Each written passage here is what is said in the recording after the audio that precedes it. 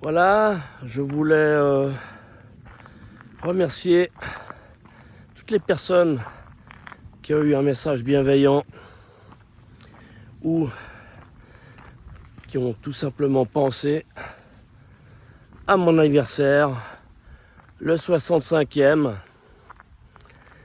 Et je voulais surtout vous faire profiter d'un magnifique paysage à 10 minutes de voiture de chez moi. C'est le haut de la Valserine. Donc là-bas au fond, c'est Mijou, l'Elex qui mène à Bellegarde. Là derrière, le col de la Faucille, National 5, donc Pays de Gex, Genève. Et puis là derrière, en fait, c'est le haut de la Combalage, le haut de la Valserine, et qui mène à la National 5, direction les Rousses. Alors,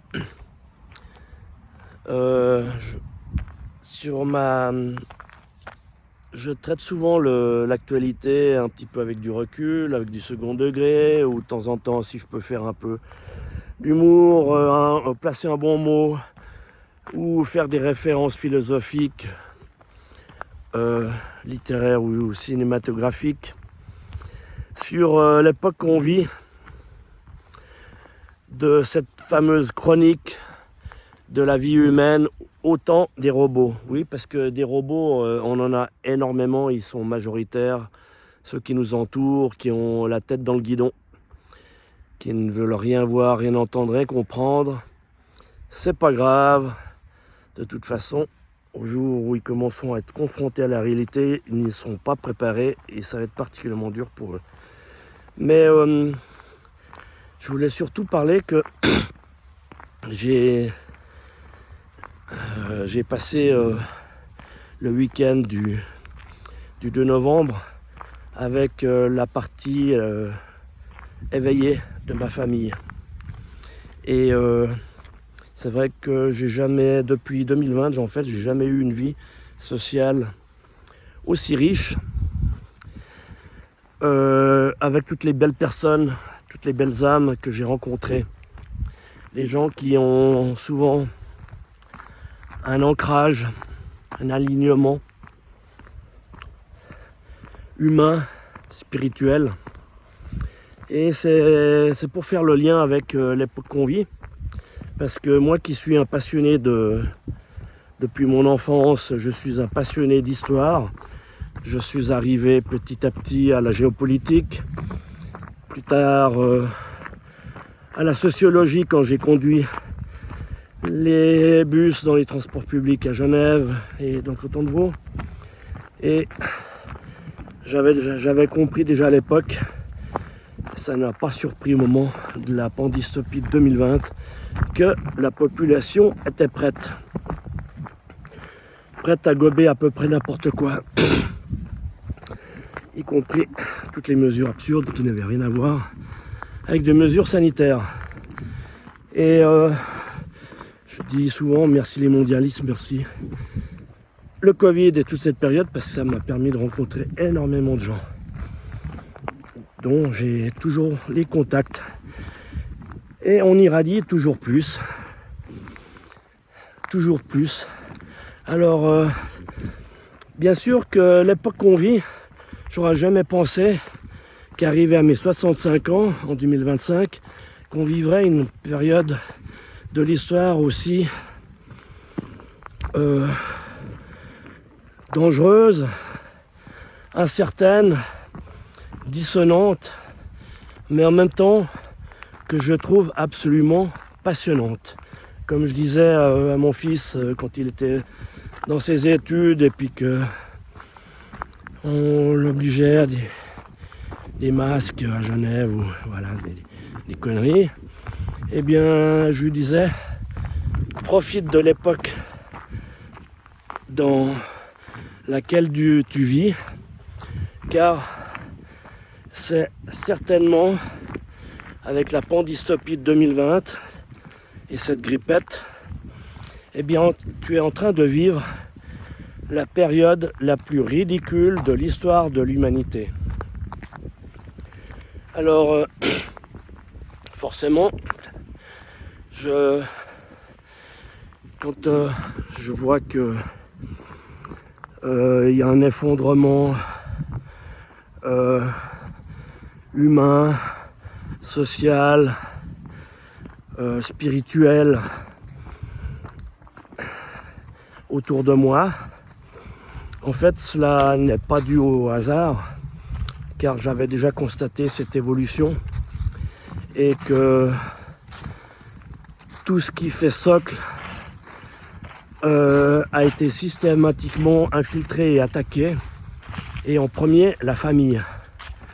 Alors on le voit très bien dans le monde occidental et plus largement occidentalisé, donc ça concerne pas seulement des populations d'Europe ou des États-Unis et euro-atlantistes, mais aussi plein d'autres pays ou d'autres populations qui vivent à l'occidental et qui perdent tous les repères qui font socle et progressivement leur culture, leur tradition, leur religion au sens, pas au sens dogmatique, mais au sens spirituel et au sens des valeurs. Et bien en fait, ça fait qu'on a des gens qui flottent comme des bouchons sur l'eau au gré des événements et qui du coup ils vont beaucoup moins bien résister au niveau de la santé, qu'elle soit physiologique comme psychologique. Alors voilà pourquoi j'ai compris ce monde progressivement par divers événements. Peut-être que je vous raconterai un jour un peu les étapes. Mais la première étape qui m'a éveillé, c'est l'injustice. J'ai ce point commun avec ma sœur de lumière et de combat, Chloé Framéry, avec qui j'avais échangé à ce sujet. Parce qu'en fait, voilà, j'ai jamais compris pourquoi une telle injustice devait se pratiquer lorsque j'ai reçu mon premier salaire, mon premier maigre salaire d'apprenti employé de commerce. Et dans l'année de mes 18 ans, je me suis retrouvé ponctionné par pour cotiser à l'AVS, Assurance Vieillesse et Survivants en Suisse, qui est une sorte de base de la retraite, parce qu'après on cotise et pour des fonds de pension. Alors j'étais ponctionné depuis le début de l'année, de mes 18 ans, alors que j'allais avoir mes 18 ans seulement en fin d'année, le 2 novembre. Donc là, je savais que à mes 65 ans, j'allais pas toucher dans l'année l'année de mes 65 ans, dès le janvier, mais seulement en fin d'année, même pas début novembre, mais fin novembre. Donc voilà.